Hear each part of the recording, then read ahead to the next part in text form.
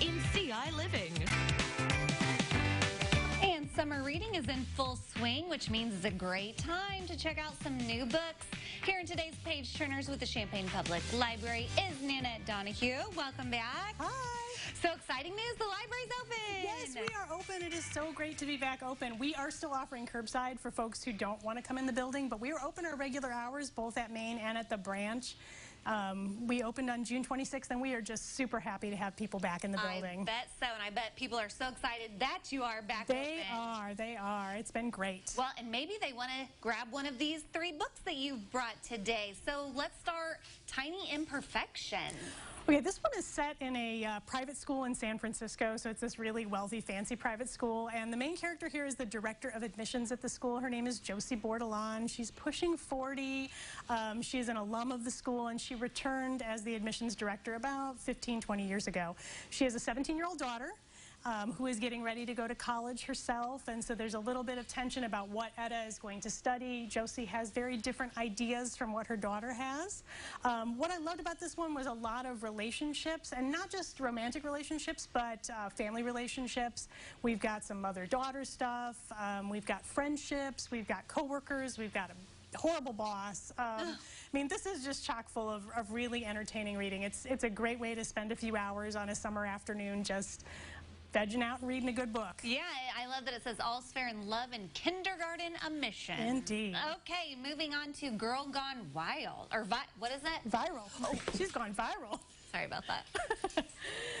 This is by Alicia Ray, who is the author of another really great book called The Right Swipe that I think I talked about last year on CI Living. This is another book about a young woman who goes viral. She is a former model, and she's had some really traumatic events in her recent past, and so she's kind of hiding out. She values her privacy very much, doesn't want people to bother her, and so she lives kind of anonymously. Well, one day she's in a cafe, which is one of the few places in her community where she really feels safe and comfortable, and it's crowded, and a young man asks if he can sit next to her, and she doesn't want to be rude, so she says yes, not realizing that the people at the table next to her are recording the whole thing. Of course. And have put it up on the internet, acting like it was this huge romantic comedy meet cute, that these two are falling in love right before their very eyes, which they're not. He asks her out, she says no, that's the end of it. But the man in her life is her bodyguard. And as soon as all this stuff goes viral, he takes her to his family's farm in Northern California where she can be on her own and kind of deal with everything on her own. And they fall in love. Of course they do. Yeah. Okay, that sounds like a good one. And then finally, Real Men Knit. I love this book. It was something that I was really looking forward to. Quanah Jackson is just a fantastic author. The main characters here are Jesse Strong. He is one of 4 adopted brothers. Their adopted mom, Mama Joy, just passed away and left behind her knitting shop, Strong Knits. And so at first they're thinking, oh, we can't run a knitting shop. There's no way. We're, 4 men with our own things going on.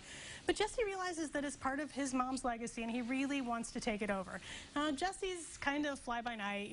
He's not really a guy who commits to a lot of things. His brothers are skeptical. But then Carrie, who has been working at the shop, says she'll stick around and she'll help him out. And they've had this sort of brotherly, sisterly relationship going on for years where they kind of pick on each other and tease each other. But as they start working more closely together, they start to realize that maybe there's more to it than that. Maybe there's some feeling bubbling there.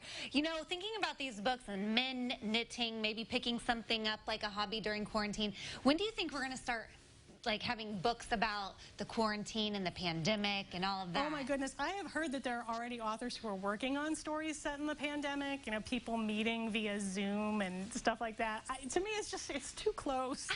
It's just too close. It's too soon to go there. Space. Exactly, but I figured that authors are probably working. Yeah. Okay, I quickly want to mention you've got some library programs for adults that are virtual.